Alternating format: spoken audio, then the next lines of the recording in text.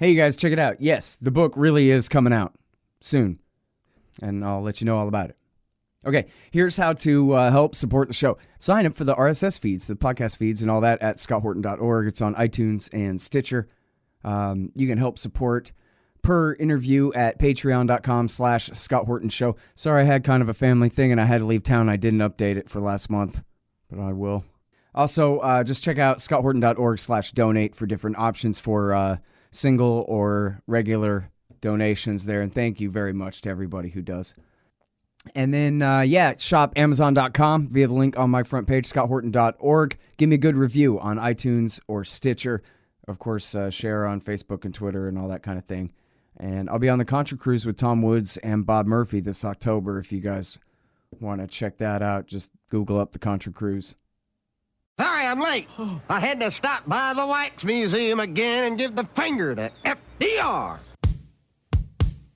We know al-Qaeda, Zawahiri, is supporting the opposition in Syria. Are we supporting al-Qaeda in Syria? Well, it's a proud day for America.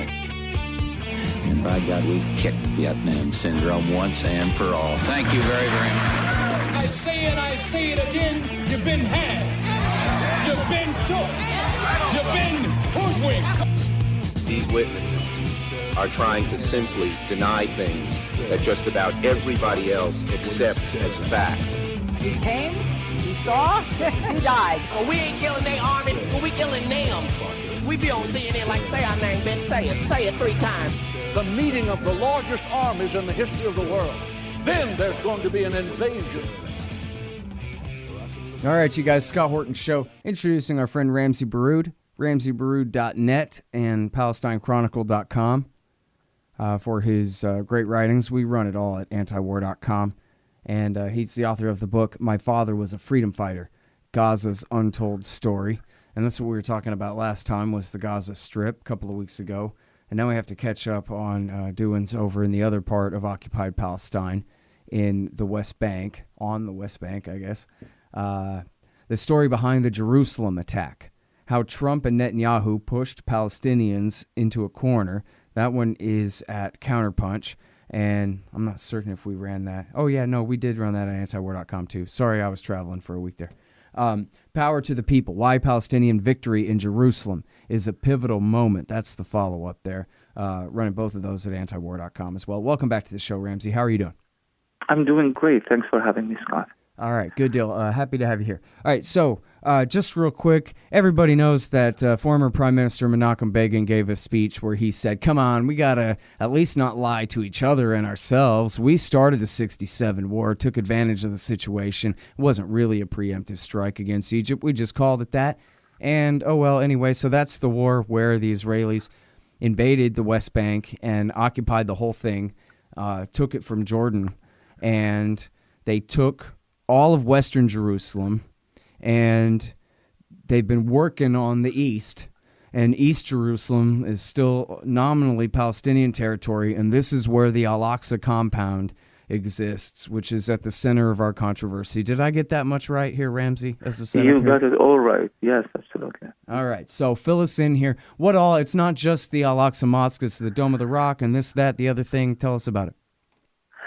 First, I think what you said about the what Menachem Begin's speech, where he admitted to the fact that this whole preemptive war in 1967 was a ruse. In fact, the whole war was based on a lie that Israel was embattled and it needed once more to move against the Arabs to defend itself. It's the same lie they used in 1948.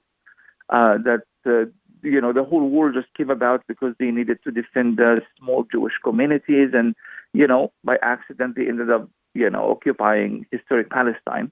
And in 1967, the amount of territory that they actually managed to hold after the war, immediately after the war, was 3 times the size of Palestine, because it included the Sinai Desert and the Jordan Valley and the Golan Heights. So you can't really go in such a coincidence. There was a book, I think, called The Accidental Empire, where an Israeli author argues that, the whole thing happened by accident. We needed to do what we needed to do, and here we have this empire. But you know what? That's what happened to us Americans, too. It's the most unfortunate thing sometimes. That's precisely it, yes. But you can't really. I mean, you can't talk about these massive military strategies and to prove to you that this was not accidental by any means. It's just the day that they sealed the deal and occupied all of historic Palestine plus all of these Arab territories, they had a plan ready to be implemented called the Alone Plan. And it basically meant that, okay, this is what we are going to do. We are going to slice up the West Bank. Parts of it will become permanent parts of so-called Israel proper. The rest, we don't need it, and we are going to build walls. And it's precisely what's happening right now. The apartheid wall, the so-called separation wall, is actually does include the parts of the territories that Yigal Allon, Israeli general, then planned in 1967 to make part of Israel permanently. So we know that this is no accident, that this whole thing has been calculated prior to the war, and it remains part of the Israeli agenda 50 years later. Benjamin Netanyahu in last June gave a speech in Jerusalem where he used this triumphant language where he spoke about Jerusalem will never be part of any other entity but Israel. He's not only talking about West Jerusalem, he's talking about occupied Arab East Jerusalem that is recognized by the international community and, mind you, by the United States itself to be part of the Palestinian territory. That, too, will always be part of Israel, he said. But not just that, he also said that Haram Sharif, known as the Temple Mount in Israel, will always be part of Israel. Now, this is particularly contentious. Why? Because Haram Sharif, the holy sanctuary, has been controlled by Palestinians and by Arabs and Muslims for, really for 1,000 years, since the Crusaders came and went, and has been administered by what we call the Islamic Waqf, the Islamic administration, for 500 years. So when Israel occupied East Jerusalem, they went and they put the Star of David flags all over Muslim and Christian houses of worship. But then eventually they reached an agreement with Jordan. The agreement states that Haram Sharif is under the administration of Jordan. It would be administered by Jordan and managed by the Islamic Waqf. That is the status of Haram Sharif. When the shootout happened between Palestinians and Israeli soldiers in al-Aqsa on July 14th, the Israelis found this as an opportunity to change the status of al-Aqsa permanently. So what they did, they kicked the Muslim administrators out. They shut down al-Aqsa. They built barricades, installed cameras, metal detectors everywhere. According to recent reports, they stole massive amounts of manuscripts, Islamic manuscripts that goes back to hundreds, if not to over 1,000 years. And they are denying that they have stolen it. That's another issue that is building up right now. And they said, it's over. Islamic Waqf is out. We are in charge now. That's why there's been these massive protests. Because if the status of Haram Sharif and Al-Aqsa Mosque changed permanently, it is the last step that Israel needs to seal the fate of Jerusalem forever. That's it. It's over. So this is why Palestinians, Muslims, and Christians fought, mobilized, stood their ground for all of these days to prevent that change of the status quo. Because for them, if the status quo changes, there is nothing to fight for in Jerusalem anymore. Well, at the end of the day, though, they've got gun control there, right? I mean, the Palestinians are completely disarmed, and therefore the IDF can do what they want with them if they choose to. Oh, that's it. If Israel has the monopoly on the use of violence and guns and all of this, Palestinians, of course, they don't. When I said Palestinians fought, they were carrying flags and their prayer rugs and their Qurans and their Bibles, going inside fighting the soldiers. They were the symbols of their religion. But they fought in their In other words, their weapon is you can't just massacre all of us, cross your fingers, and hope that's true. That's right. You can't, at least not, Israel does, is in the habit of killing thousands of Palestinians. Between 2008 and 2014, they killed 7,000 Palestinians in Gaza. But the circumstances here are different. They have absolutely no pretense. Right there, they have the pretense that, well, you must have been near a Hamas guy or that kind of thing. They can't pretend that here. But not in Jerusalem. They had these thousands of men and women, and in Arabic we call them the murabitun, these men and women. They are organized. They are grassroots organizations, community organizations, not affiliated with any political parties. We call them the murabitun, those who are steadfast. And that's their job, to mobilize their community in defense of their holy shrine. And they prevailed. And this is why their victory, if you will, is particularly important, because it shows that no matter how the balance of power keeps changing and how vastly Israel is way ahead of any Palestinian ability to resist in terms of arms, the people factor always makes the difference. If you look back at history, wherever people get involved, the outcomes are not really as predictable as a gun battle. Because we know at the end of any gun battle, when the Israeli army is facing, few armed Palestinians, we know how that usually ends. But when the people get involved, the outcomes are not predictable. In this case, Palestinians claimed victory, and I see victory in quite cautiously, because I don't, of course, mean victory that the nature of the relationship has fundamentally changed, but victory in the sense that they are still able to affect however symbolic change on the ground. And if they can do that in Jerusalem, they can do that throughout the Palestinian territory. All right, hang on just one second.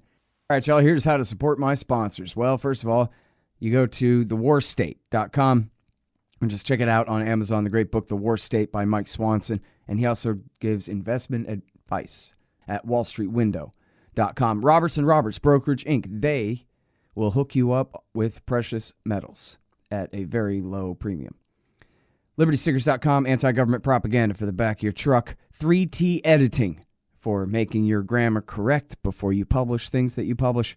And then, of course, Tom Wood's Liberty Classroom, Darren's Coffee, Go-Kart Galaxy, all those things. Find the links there at my website at scotthorton.org. All right, so all along, though, people always refer to East Jerusalem as separate from the West Bank. They say Gaza, the West Bank, and East Jerusalem. Even though it's on the West Bank, it's part of it. But so I guess that reflects a reality that the population, the Palestinian population of East Jerusalem, have a different legal status compared to the people of the rest of the occupied West Bank. But more and more, it also symbolizes a real geographical division between the people of East Jerusalem and the rest of the occupied territory of the West Bank as well, right? That's it, Scott. I mean, the fact, and we do, as Palestinians, we do say East Jerusalem as well. And I'll tell you why in a second. But first, when Israel occupied East Jerusalem in 1967, it was very, very clear that this particular entity is different. It had not just territorial value and political value, but also religious and spiritual value. So it was very different. They felt that they have reached this spiritual fulfillment, while Palestinians have been vanquished and they have lost their religious symbol. So that's one factor. The other factor is that Israel illegally annexed East Jerusalem in 1981. It didn't annex the West Bank. The West Bank hasn't been recognized to be only part de facto, of Israel. not de jure, right? Exactly. But East Jerusalem, according to Israel itself and no other country in the world, I don't know, maybe perhaps Costa Rica, but I'm not sure on that. I know that there is a little island that recognizes that. But really pretty much the only country in the world that says East Jerusalem is Israeli. No one else recognizes that. The United Nations doesn't recognize that.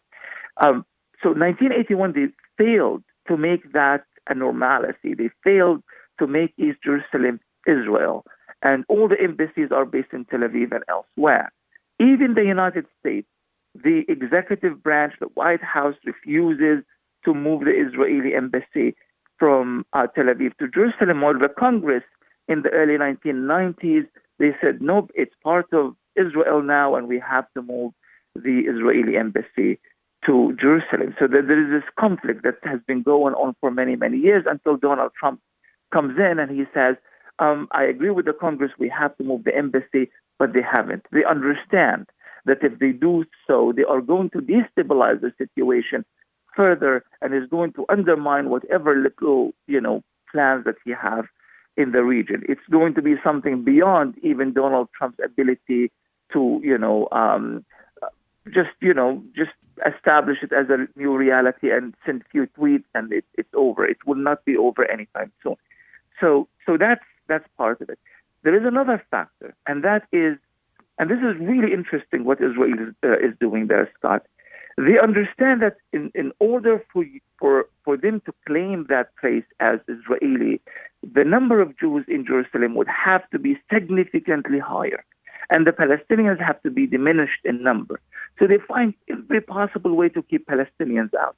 For example, they say if you want to marry someone from the West Bank, no problem, but you lose your permanent residence in Jerusalem.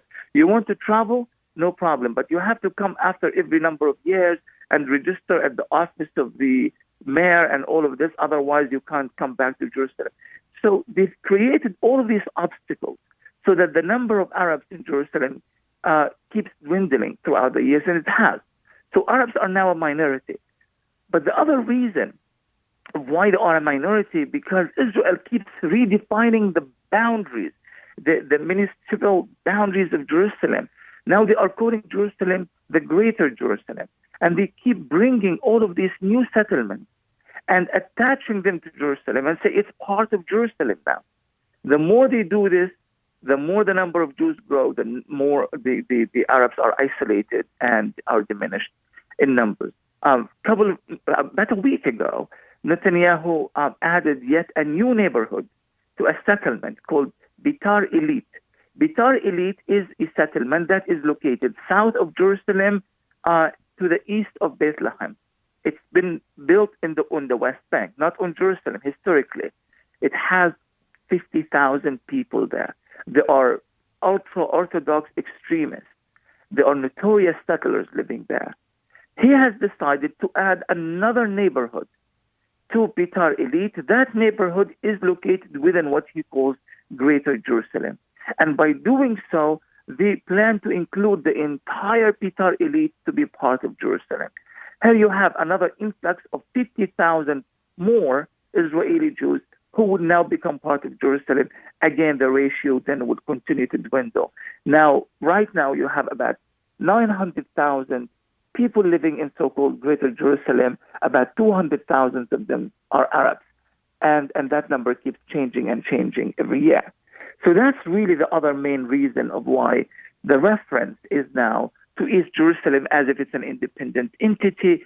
Sorry if I'm carrying on with this question, but it's really important to also note that a while back, Israel established what they call the Kalandia checkpoint. Kalandia checkpoint is a military checkpoint between Jerusalem and the West Bank. And with time, they changed the nature of that checkpoint to become as if it's a borderline, as if you are crossing to another country. So when Palestinians are trying to get from the West Bank to Jerusalem, they go through the process as if they are traveling to Israel or to another country entirely. With the years, this created this mental barrier that we perceive East Jerusalem as if it's something entirely different. We fight for it as it's part of the Palestinian territory, but I think over a generation or two, it becomes obvious that there is something different about the status of Jerusalem. This is why the fight for Jerusalem is particularly sensitive. Yeah. Well, and this is why you keep arguing, and more convincingly all the time, that the two-state solution is simply a mirage. It's nothing but really, at least in effect, and maybe deliberately, nothing but a hoax to put off the only real answer, which is equal rights for everybody, since the Israelis already claim all the land between the river and the sea, and that already is the de facto state. The annexation already really is complete all the way to the Jordan River. So if the argument was only about equal rights for everybody within a single state, then, and, you know, of course, as you're saying, the special sovereignty over the holy sites and this kind of thing that they've had for hundreds of years or more, 1,000 years, I guess you're saying, then all the controversy be gone, right? It's only that the Israelis are doing this, continuing this policy at the expense of the Palestinians rather than living as neighbors. You know, and if you look at, I think if you look at things from completely detached, practical way, there is no emotional involvement in this. You know, you don't have a stance on this issue.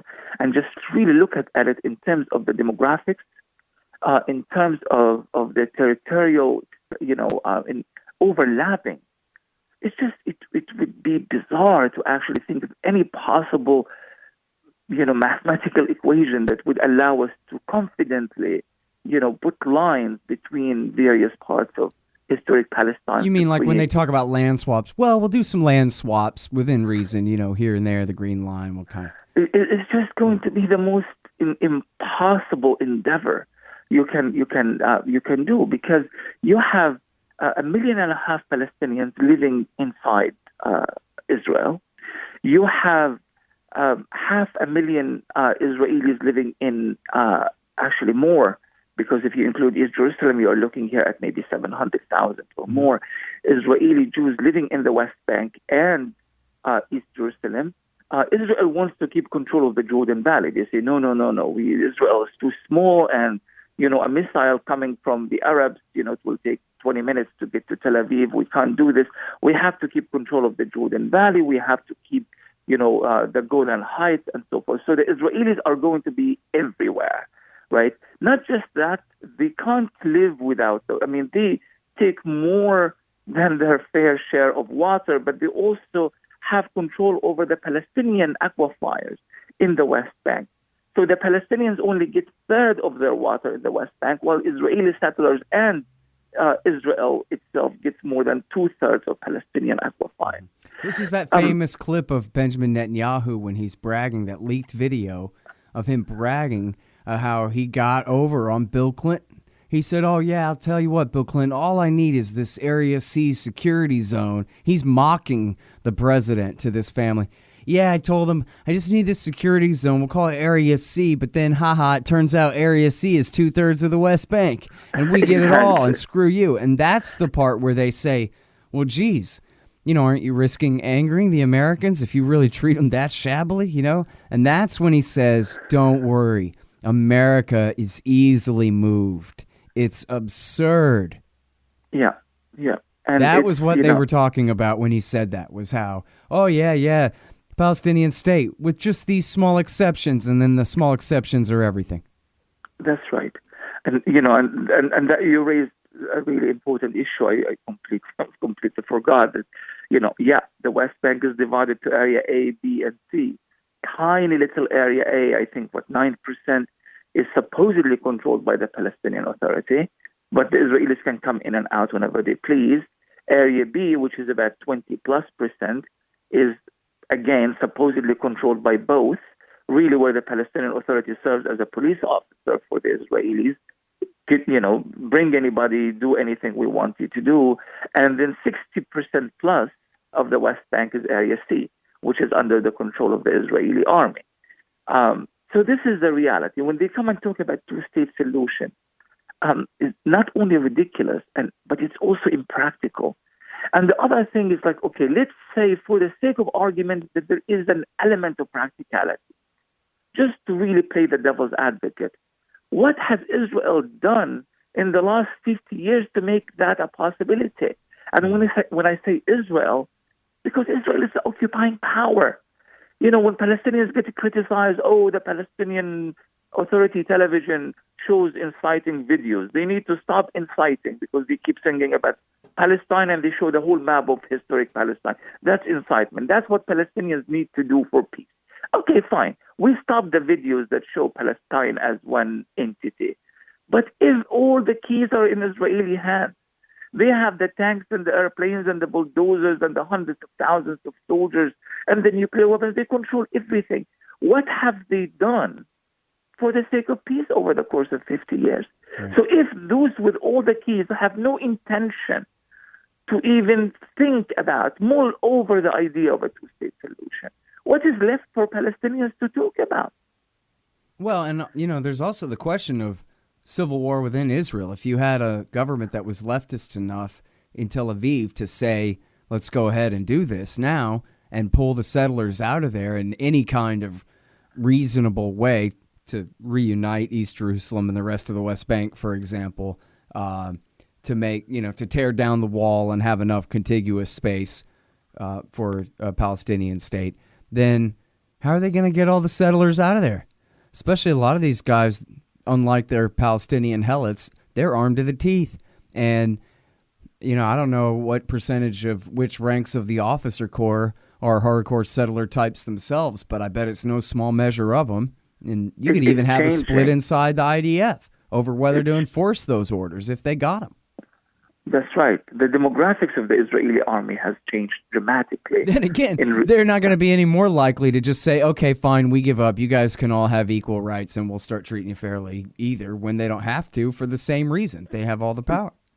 That's right. But here's the thing. A lot of look at any national liberation struggle throughout history.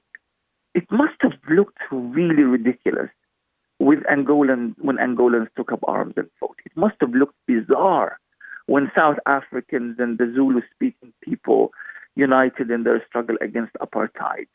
I mean, really, if you think of the odds of what are the odds of this happening, of Libyans fighting against the Italians and of Algerians fighting against the French.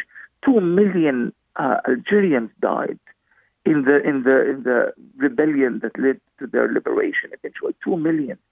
Any national liberation struggle, when it starts, it looks impossible. But it has to be done because the other option is continuous enslavement. And that's not an option at all. It's not an option. Fighting back is an option. No matter how impossible it may seem, it's still an option. But accepting degradation and perpetual imprisonment and humiliation and no freedom and enslavement is not an option. And it's just a human nature. When people fight back, they don't always fight back with this kind of logical calculation. Like, okay, if I fight back this way, eventually no, they don't. It's just a human nature to stand up against injustice. Yeah. If someone tries to steal your car, Scott, you're going to fight for your car, no matter what. Even if it may seem like crazy because this guy is much bigger than you. It's your car, it's your right, it's your property. For us, it's the same thing. Palestinians fight back because it's just built in. It's an innate nature to fight back. What is possible and what's not impossible? Well, if we look back at the history of many rebellions and revolutions, really, there's a valuable lesson for Palestinians. You've got to mobilize. You've got to be united. This is important. For me, really, the intimidating element is not the power of the Israeli army, because you saw the power of the Israeli army could not even install metal detectors at al-Aqsa when 20,000 people stood in their way and said, no, it's not going to happen. The power of the Israeli army is moot when it comes to people uniting with a clear strategy and long-term strategy. Mm-hmm. Our problem is the fact that still factions of our leadership is trying to find the balance between what is good for Palestinians and what's good for them, for themselves. Right. Well, and listen, for people who just don't understand, what the big deal is, or people ask me sometimes, it just seems weird that I'm on this side instead of that side in this one.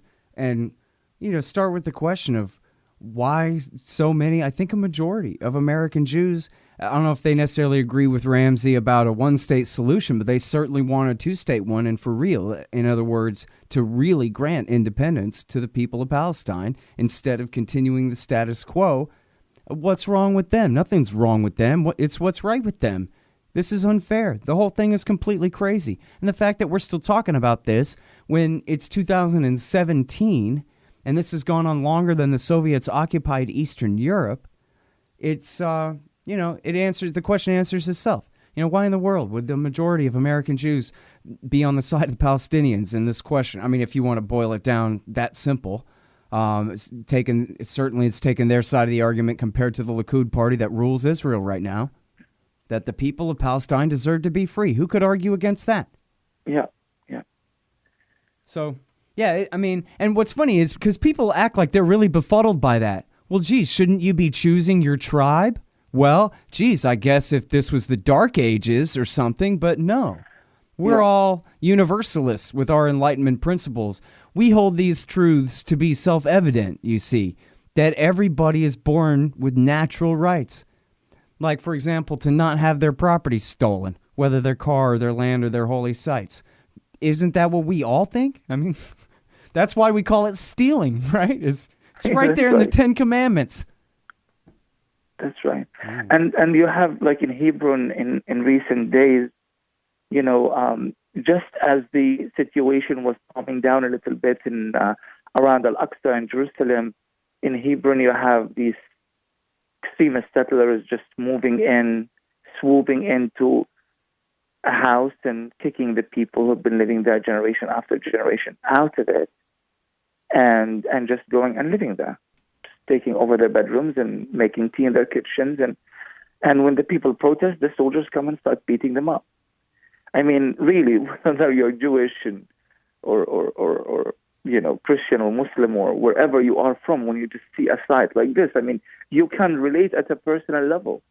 What would I feel if someone comes right now when I'm talking to you, my neighbor, and kicks me out, and I call the police and say, I was on the phone talking to this guy, and my neighbor comes and kicks me out, and he takes over my house. Well, how would you even like to be that guy? I mean, I grew up knowing that I grew up knowing that I was on land that was once Comanche land, right out in the woods in Northwest Austin, Texas, right? So, but they were all gone. They had been murdered 100 years before. They were nowhere in sight, really. There's no one to give it back to or anything. Yeah. And the house was new. The house was built in 76, So it's not exactly the same thing as, like, literally pushing the guy out and moving in, as you're saying, making tea in his kitchen and that kind of thing. Who could even live with themselves behaving that way? That's crazy.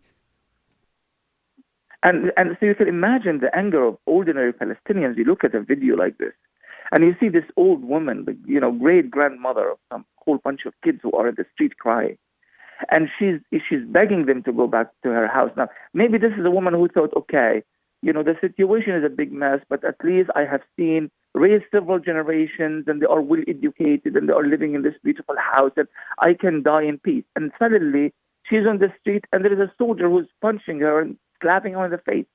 You see Palestinians doing this. I mean, Palestinians reach their breaking points because of these things that happens on a daily basis. Mm-hmm. And the numerous checkpoints and near settlements in Hebron, in Jerusalem, in Gaza.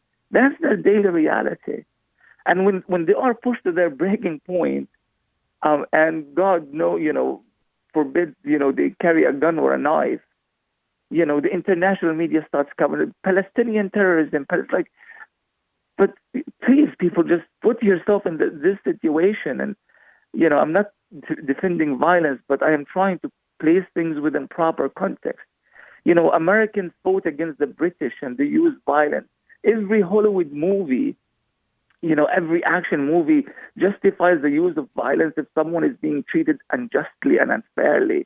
But somehow when it applies to Palestinians, we have to all be this caricature perception of Mahatma Gandhi just sitting and praying. And it doesn't work that way. That's not real life. Yeah, or Real they just life- turn it around as to who's the aggressor and who's the defender, so that the Palestinian is always the aggressor, even That's though they're the ones who are occupied. You're just supposed to cognitive dissonance that right away. And still, well, geez, it's a guy with a knife attacked a soldier. Poor guy was just standing there. If you see how the pro-people can, promote this on social media, I mean, like, my gosh, the same language, the same line over and over, the same talking point. How would you feel if someone tries to stab you with a knife? Would you kill him? And the answer is like, duh. I mean, if my life is in danger, of course I would. Right. And then the argument is over. Forget about all of this: colonization, imperialism, occupation, checkpoints, daily deaths, genocides, massacres, stealing homes, and Or holy even just lands. who is standing on whose front lawn. Exactly. Right. Forget about all of it. If you see it, you are sympathizing with the terrorists, and nobody wants to be sympathizing with terrorists. That's it. That's the argument. Yeah, well, I keep bringing this up just because I like it so much. That scumbag Frank Luntz, the Republican pollster, he did that famous opinion survey. Maybe you remember the name of it, Ramsey. It always escapes the tip of my tongue here.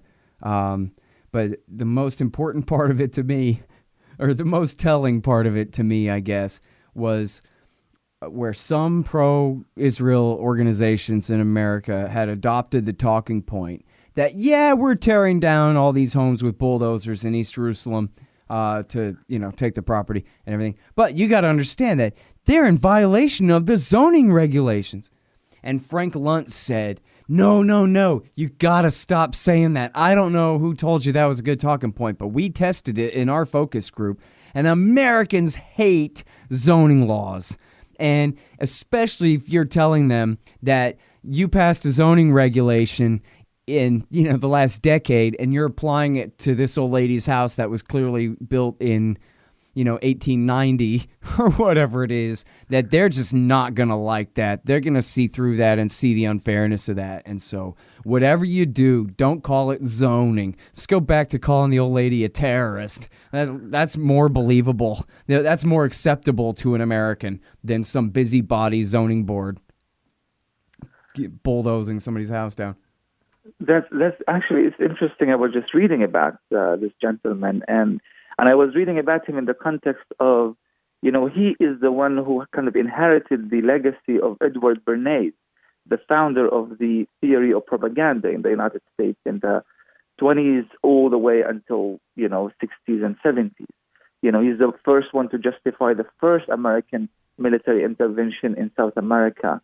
And it's Luntz really who kind of like took the mantle basically and continues to apply that kind of thinking of how you can manipulate words and manipulate people to get them to agree with you and to think exactly how you think. It's the Global Language Dictionary. I found it here. The 2009 Israel Project's Global Language Dictionary. Oh, brilliant. Wow. And I'm sorry, I did go not ahead. know that. No, but it just one of his achievements is that he is the one who changed the term global warming to climate change. Oh, that's funny. Yeah, because he thought it has a risk of negative connotation. And so since then, Fox News uses nothing but I wonder if he's the guy that coined homicide attacks, too.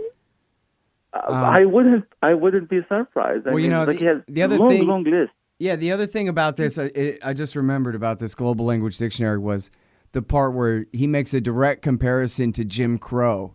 And of course, just turning it on its head. I mean, he basically says in very frank language here, because the report is for the Israel Project. It's advice to them, basically, of how to lie well. So this isn't an exact quote or anything, but he basically comes right out and advises that, listen, because Israel is in the wrong on all of its stuff, what you're going to want to do is lie. See, and so what you're going to have to do is just completely turn the truth on its head. And you say things like, yeah, it's a horrible, despicable Jim Crow segregation type situation on the West Bank where those evil Palestinians are just like the white supremacists of the Ku Klux Klan who won't just let the poor Jews move and live where they want.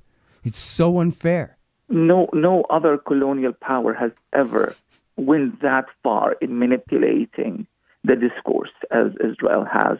If you look at how the Italians, for example, manipulated the discourse over Libya, they went as far as saying, listen, that there are all this currency from the Roman Empire in Libya, which means that we have roots here. But really, it's minuscule. It's a joke compared to the Israelis have turned things upside down. They are the victims. How can you, I can't figure it out, for 70 years have occupied and dispossessed and brutalized the people for this long? And yet majority of Americans are actually under the impression that in some strange way the Israelis are the Palestinians and the Palestinians are the Israelis. Yeah, exactly. Yeah, I always say, the narrative that the Israelis are surrounded by threats, always, perpetually and forever threatening to push them into the sea and all of that. That really, and I think you may have been the one who educated me on this. Was it you that explained that it was actually a Mossad agent in Egypt who had coined that phrase, yeah, we're going to push the Jews into the sea? It was somebody who was working for the Israelis all along who said that. Yeah. But then that entire frame actually really is apt for the Gazans. And that they're the ones who are completely besieged and surrounded and being threatened with pushed into the sea all the time. Not that they're allowed to go 3 miles offshore. And and actually, sadly and oddly, many Gazans drowned in the sea trying to escape the siege in recent years, especially since the so-called Arab Spring. They had entire boats capsized with Gazans in it. I mean, if anybody was being pushed to the sea, it's the Palestinians, or pushed to the sea. In 1948, when the Israel occupied, or the Zionist gangs occupied historic Palestine, really literally thousands of people just took these fishing boats and they tried to escape Jaffa and Haifa and Akko, trying to get to Lebanon and elsewhere, escaping the militias. Hundreds of people, entire families perished in the sea. And yet somehow that sea, statement applies to Israel somehow, but not to Palestinians. I can't remember the last time I've heard of any Israeli who drowned in the sea running away from Palestinians. Not one single person. And yet somehow throughout the last 70 years, Palestinians are dying in the sea trying to run away. Yeah. Well, and so like you're saying, that's what we have going for us here is honesty, the truth, and they have to keep lying these more and more unbelievable lies in order to try to justify the status quo, which just keeps getting worse. So it seems like at some point there's going to be a breaking point for good or for ill, and hopefully it won't have to get worse before it gets better. I hate it when people say it does have to. It should never have to, but a decent respect for mankind, that's all is required here. That's right. And this is why they are terrified of the boycott movement, because it's not really about boycotting Israel. I mean, we know that the U.S. government and the Congress in particular will always be able to supply them with, billions more. That's not the issue. The boycott movement, the BDS movement, is allowing us to actually push the conversation everywhere, in university campuses, on television, media of all shapes and colors. And that's why they are very, very scared by this whole thing, and they are trying to criminalize BDS in the U.S. They are pushing this law called S-720, which actually makes it criminal for you to support BDS, even if you are just an individual. People could go to jail for 20 years. I don't know if you've heard about this law. My recent article this week is about this law. It really jeopardizes the entire concept of American democracy. Mm-hmm. If you choose not to buy Israeli hummus and you made that a statement, you could actually go to jail for it. And there's a fine up to $1 million. And this is why, because they don't want the truth to come out. They don't want people to talk about it.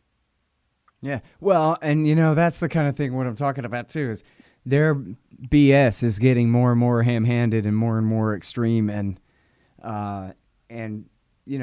revelatory. Well, geez, why in the world would you want to outlaw speech in America? Why would a foreign government and their lobby be pushing to ruin our First Amendment? We kind of take that personally. And In the interest of what again? Stopping me from boycotting who because they're doing what? I mean, most people don't even know where Israel is, much less who's occupying who or the first thing about it over there. They probably would tend to side with the Israelis since at least they're white and speak English on TV and stuff like that. So, more or less they seem more westernized as portrayed in the media and all that. So, what's the problem? They're the ones raising the question as far as a whole new group of people know now. Wow, I heard that the Israelis are trying to repeal the First Amendment. What's that about? Brand new conversation started. Exactly. So and that's what that's what BDS aimed for from the very beginning. We, instead of having this marginalized conversation where Netanyahu would take the center stage everywhere he goes, now the conversation is going to be about BDS. And I think this is a historic opportunity for supporters of Palestine to engage Americans, because we are in the same boat at this point. If you, as an American, inquire for information about the boycott, the mere inquiry could be criminal according to the new law. They're saying, well, we're going to omit this part before the vote, but for the time being, that's what it is. If you inquire about information, you could, in fact, be indicted for and for the a question felony. is still there. Why did AIPAC send that legislation to the Hill?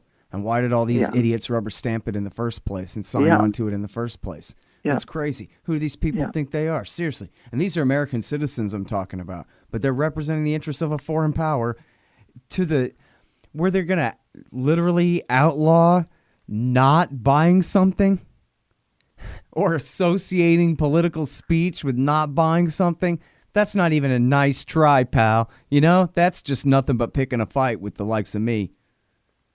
So, I don't know. And I think a lot of other people, too, who are just free speech people who don't know or care the first thing about Israel-Palestine, but who know that the First Amendment matters and always will, Yeah.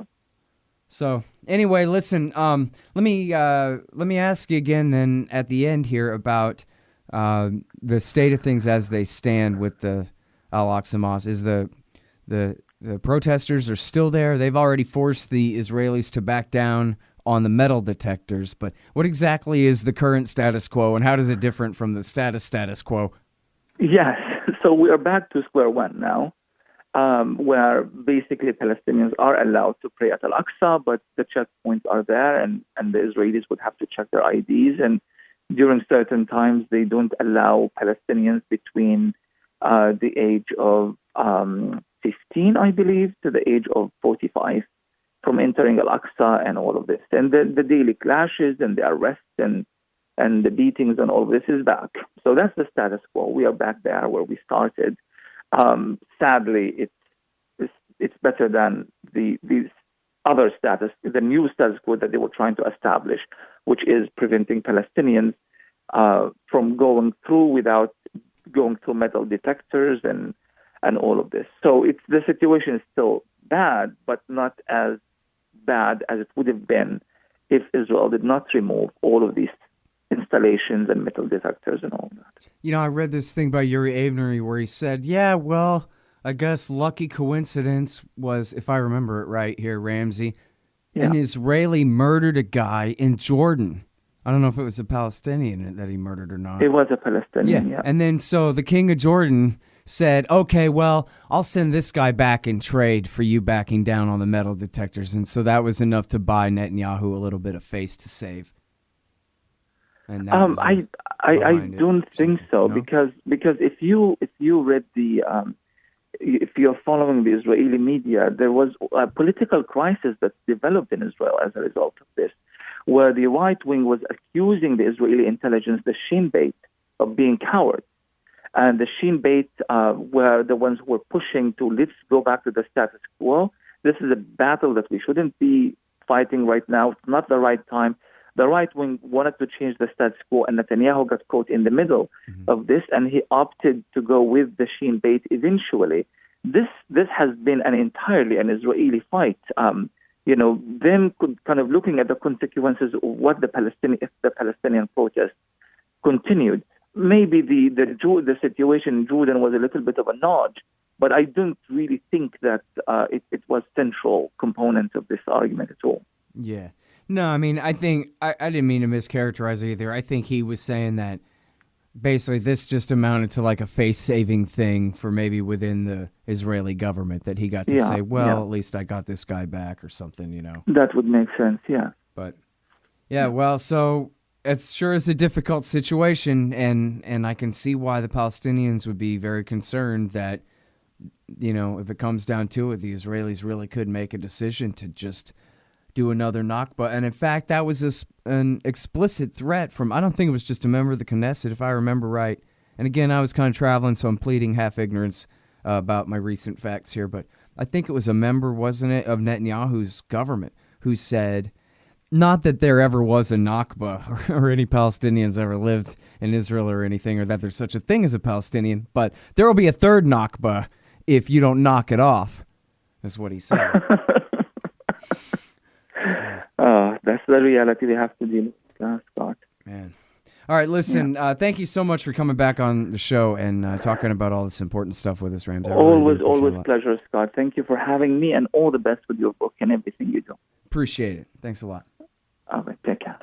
All right, you guys, that's Ramzy Baroud. He is at PalestineChronicle.com and also at RamzyBaroud.net. The book is My Father Was a Freedom Fighter, and you can find all his stuff at original.antiwar.com/Ramzy-Baroud. So much great stuff there for you, and Counterpunch and all over the place as well. Oh, yeah, and you know what? If you look at the blog on antiwar.com, we blogged his recent video project that he did for Al Jazeera. That's really good. Historical interviews with Palestinian refugees and stuff. Really good stuff. And you'll just have to page down a couple of pages on the antiwar.com blog, but it's right there. All right, thanks, you guys. ScottHorton.org, LibertarianInstitute.org, and Twitter.com/ScottHortonShow. Thanks. Oh, yeah, and the book is coming out really soon, so get excited starting right now.